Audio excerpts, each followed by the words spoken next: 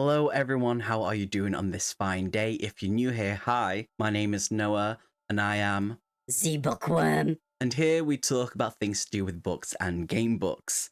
You may be asking yourselves, Noah, what are we talking about today? today I'm going to be talking about my most anticipated books that I'm really excited for to come out in the UK in 2025. There's quite a few books that aren't, well, don't have release dates in the UK, so I've not included them. But what I've got with a few genres, most of mine is in the horror, but there's the odd ones in other genres that I'm really excited for. I've basically put these by release dates. Milo's here to join us, but let's just dive into this. So, the first genre that I'm going to be doing is sci-fi, and I'll have flashes of the books here, and obviously I'm going to read the blurbs for the books as well. So the first one is Shroud by Adrian Tchaikovsky, and I'm so sorry if I butcher that. That is going to be published on the 27th of the 2nd, 2025. This is just a purely sci-fi book with 560 pages, and this one basically says, they looked into the darkness, and the darkness looked back. New planets are fair game to assess strippers and interplanetary opportunists, and a commercial mission to a distant star system discovers a moon. I'm struggling so much. That is pitch black, but alive with radioactivity. It's good for human life, but ripe for exploitation. They named it Shroud. Basically, to dumb this down, this is about alien encounters and survival. And I've written one book by Adrian Tchaikovsky, and I absolutely adored that book. So I'm kind of excited to kind of read another one of his works. So we'll see how well that goes. But I'm excited about it. It sounds really good. And anything to do with kind of like alien encounters, definitely from a scientific point of view, I'm kind of a whore for. So next one is called Eternity by S.A. Barnes. I absolutely loved Ghost Station when that came out. I pre-ordered that one. I'm excited to pre-order this one. This one publishes on the 8th of the 4th, 2025. This is pretty much a sci-fi horror, which basically is their cup of tea, and I'm kind of a shtick for it, especially with the writing from Ghost Station, and it's 204 pages. So this one says, Haley is on the run from an interplanetary political scandal that has put a huge target on her back. She heads for what seems like the perfect place to lay low, a gigantic space barge housing the cryogenically frozen bodies of Earth's most wealthiest citizens. The ship and its cryo program are long defunct, but Haley starts to think she sees figures crawling in the hallways, and there's a constant scraping, slithering, and rattling echoing in the vents. It's not long before Haley realizes she may have gotten herself trapped in an even more dangerous situation than the one she was running from. I'm excited about that. I like how she, if it's going to be like Ghost Station with how the sort of alien works in this, I'm a whore for it. So I'm excited to basically read more of it, more of their work. I know that I didn't like Dead Silence as much because it was pretty much, you instantly knew what was going on. But with Ghost Station, though, they still held the mystery and with the characters I loved. So I'm excited for Cold Eternity. That was my sci-fi that I was really excited for. Not a lot. I'm not a huge sci-fi reader. I'm definitely trying to get into it quite a bit. But it's very much like touch and go. It's 50-50. I'm either gonna like, it's like Marmite, you either like it or you don't, and I'm slowly finding the right kind of books of sci-fi that I like to enjoy. So we'll see how that goes. So the next one is going to be fantasy, which people know the main ones that I'm excited for, and they are Onyx Storm, the third book of the Imperium by Rebecca Yarros. Publishes on the 21st of the 1st, 2025. Which is obviously an action fantasy romance, mainly more action than anything, and it is 640 pages. I'm not even going to read the blurb, because if you read these type of books, if you've read the first two, you basically know. But look at the cover. It's so beautiful. It's so sexy. The next one is a book that I feel like doesn't get enough love, which is Cursebound, is the second book that's coming out by Sarah L. Arifi. Sarah L. Arifi was my first go-to within the Fae fantasy genre. Absolutely adored her type of style, type of writing. Absolutely fell in love with Faye fans because of her, and definitely her style of writing. It was beautiful, very descriptive, very. It was just beautiful. So this is the second book. If you haven't read Faebound, definitely go do that. So obviously, the second book, Cursebound, it's actually part of the trilogy with the two elven sisters who come imprisoned in the intoxicating world of the Fae, where danger and love lie in wait.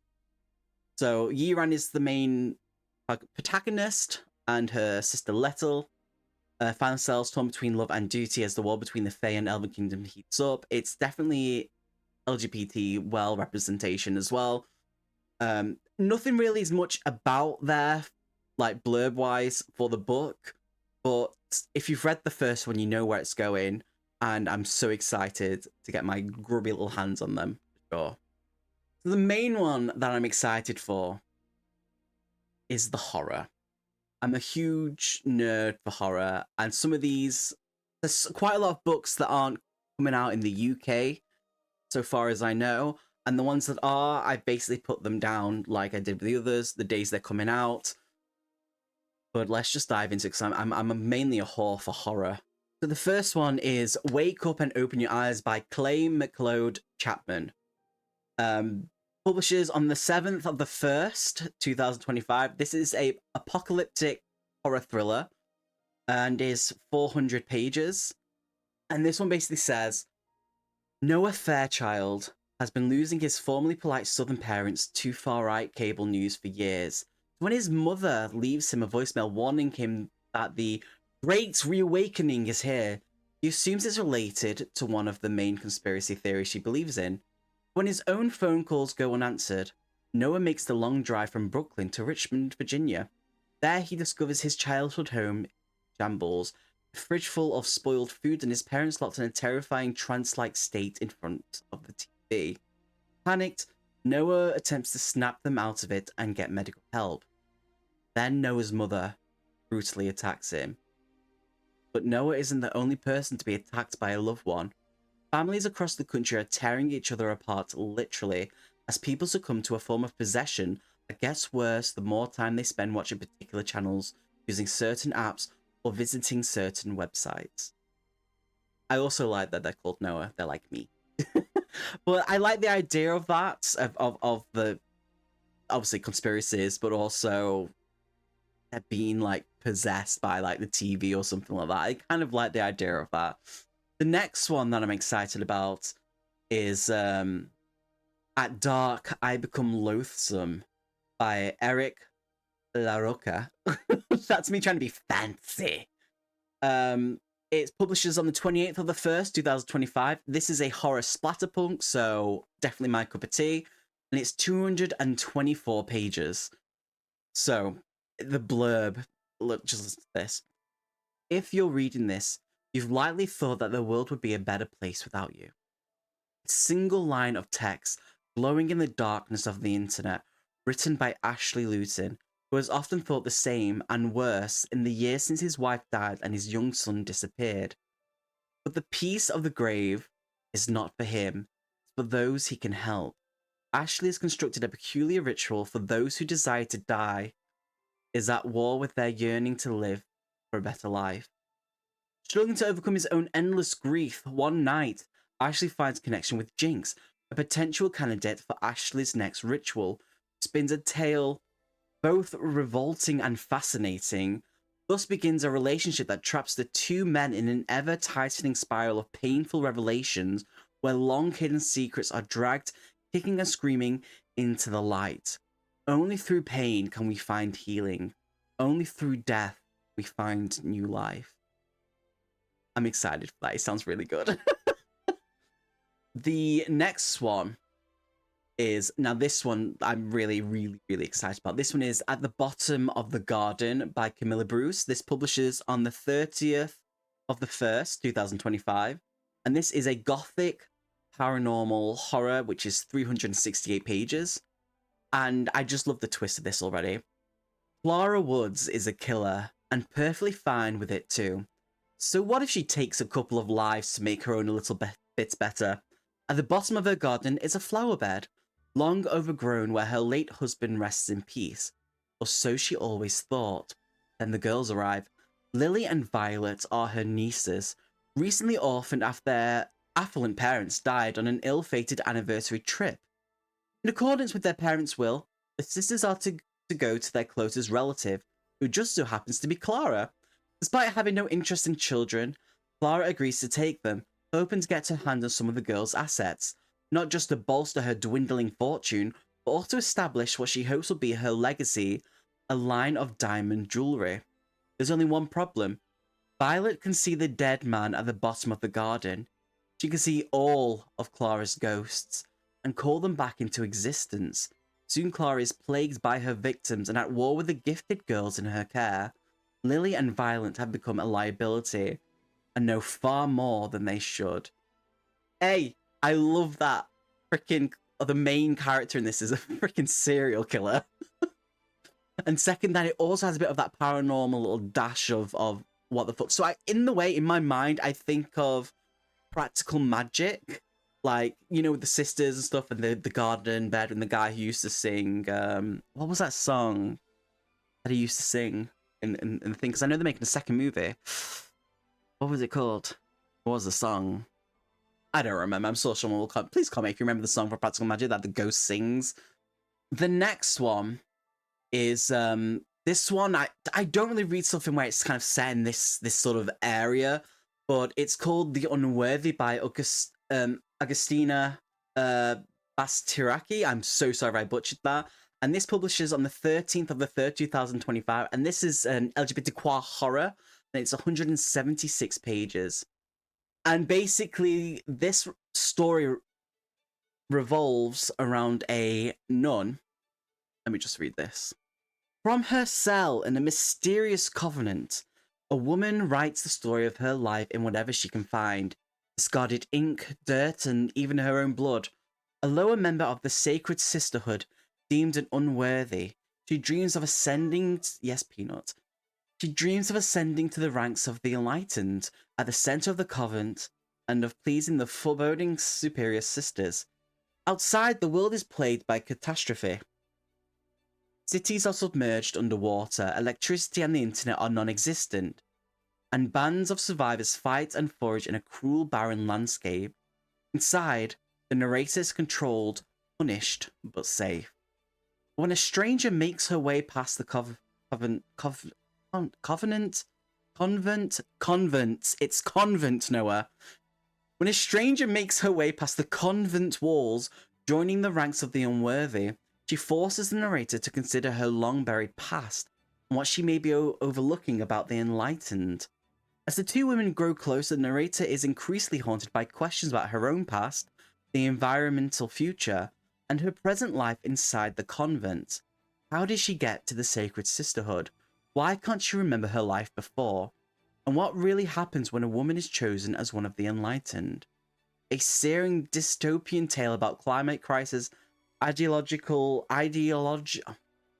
bad with words, I don't know why I do this, extremism, and the tidal pull of our most violent, exploitative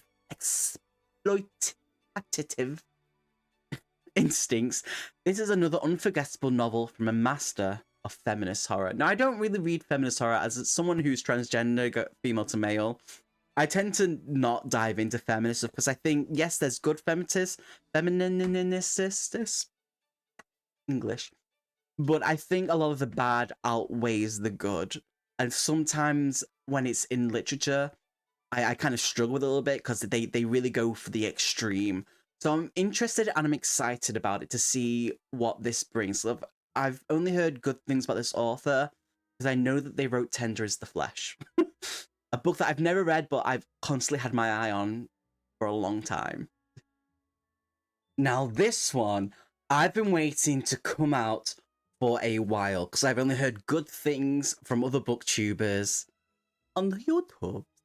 And this one is finally being released in the UK, and it was annoying because I could either buy it from America for like £40 or wait for it to eventually... Milo. Or wait for it to eventually come out in the UK. And finally it's happening, and that is Incidents... Do you mind? We're having a conversation. Incidents Around the House by Josh Josh Malaman. Ooh. That is being published on the 27th of the 3rd, 2025. It is paranormal horror, and it is 384 pages. And this is all from the point of view from an 8-year-old child, which sounds pretty weird when I say that out loud, but just listen. Listen. And it says, to 8-year-old Bella, her family is her world. There's Mummy, Shadow, and Grandma Ruth. There is also Other Mummy, a malevolent entity who asks her every day, can I go inside your heart? When horrifying incidents around the house signal that Other Mummy is growing tired of asking Bella the same question over and over, Bella understands that unless she says yes, soon her family must pay. Other Mummy is getting restless, stronger, bolder. Only the bonds of family can keep Bella safe, but other incidents shows cracks in her parents' marriage. The safety Bella relies on is on the brink of unraveling. But Other Mummy needs an answer. I'm so excited for this one to come out. I've been waiting for this one for a while. I know my Discord was there when I was like ranting and raving because I could not get one from in England. I'd have to pay like extortionate, like wild money for a book that's going to be £9.99. But if I wanted to read it, I was so close to spending £40 to £50 to get this, but I'm so happy it's finally coming out. So, woohoo! The next one is When the Wolf Comes Home by Nat Cassidy. This comes out on the 22nd of the 4th, 2025. And this is a pop horror thriller, and it's 304 pages. When I say pop horror, I mean like, you know, like old like pop stories, the pop horror movies, that kind of stuff, where it's all kind of like 80s kind of style. This is kind of that thing. But yeah, it's 304 pages, and it says, one night, Jess, a struggling actress, finds a 5-year-old runaway hiding in the bushes outside her apartment. After a violent, bloody encounter with the boy's father, she and the boy find themselves running for their lives. As they attempt to evade the boy's increasingly desperate father, horrifying incidents of butchery follow them.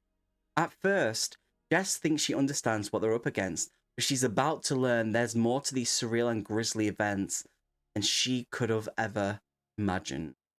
And that when the wolf finally comes home, none will be spared. In my mind, it reminds me a little bit of a good old classic movie, one of my favorites, Werewolves of London. So I kind of get that kind of like poppy horror sort of vibe from it. So I'm hoping it is, but I'm kind of invested in this a little bit. I don't read a lot of wolf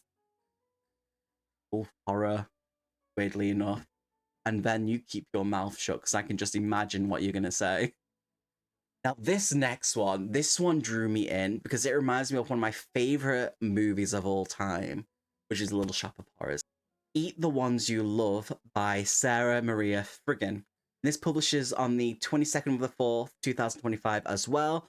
And this is LGBTQ retail horror. And I say retail horror because it's a grocery store. It's literally going to be my cup of tea. What they're going to write about, I'm thinking, is going to be things I experience on the daily basis when I work. Because me and Van here, we work in the same place, we work in retail. So I can only imagine what's going to happen. But this is 320 pages. And this one says, a twisted, tangled story about workplace love affairs and plants with a taste for human flesh. It's Little Shop of Horrors, Little Shop of Terrors.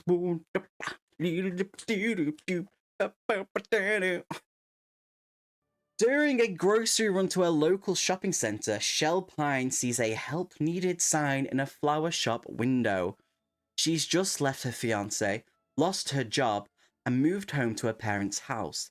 She has to make a change and bring some good into her life, so she goes inside and takes a chance. Shell realizes right away that flowers are just the good thing she's been looking for, as is Neve. Neve? This word down below. The beautiful florist who wrote this sign asking for help. The thing is, Neve, I'm going to call her Neve. Neve needs help more than Shell could possibly imagine.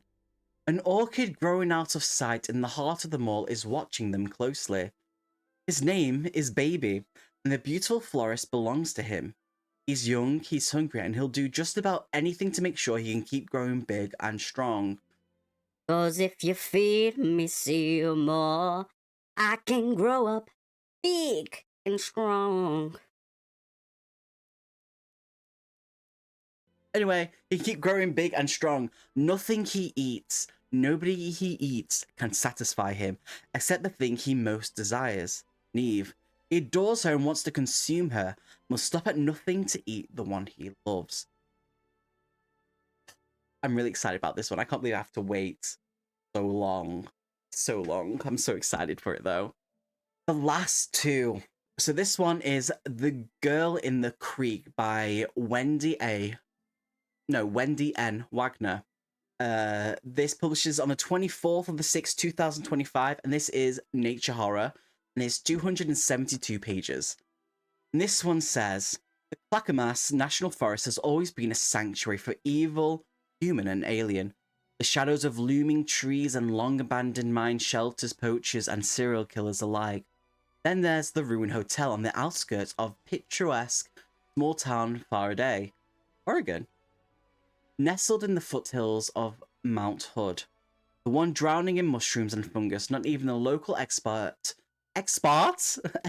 can identify, not to mention the stacks of missing person cases. Freelance writer Erin Harper arrives in Faraday to find out what happened to her brother, whose disappearance in the forest has haunted her for years. But someone else has gone missing. When Erin finds her in the creek, the girl vanishes again. This time from the morgue, and days later her fingerprints show up at a murder scene. I love nature horror. The only reason why I got into nature horror was because T. Kingfisher, with their rewrite of What Moves the Dead, which I love. I love that story. Love that story. So I'm hoping this one will kind of give me the same sort of feeling with it. Feeling, whatever you want to say. I'm really excited about it. All these things, all these books that I plan to read. Oh, so many. The last one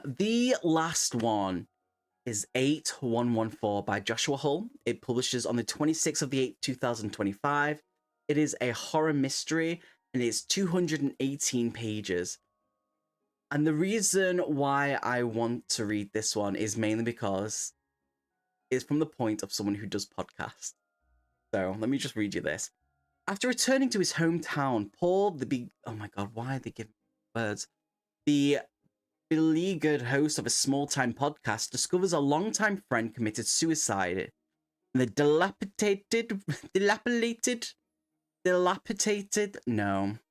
ruins of Paul's childhood home. Desperate to find answers, Paul interviews friends and locals hoping to find closure. He finds himself in a chilling downward spiral of his memories and the land he grew up on. Has his past caught up with him, or is there something far more sinister at play? But there we go. That's pretty much all the books that I'm really excited about next year. Please let me know what books you're excited about. To know, maybe I can add more to my TBR. Who knows? Let me know what you think of the books that are on it. What books you're excited about. I would absolutely fucking love to know. Stay awesome, my friends. Make good choices in life and love, love.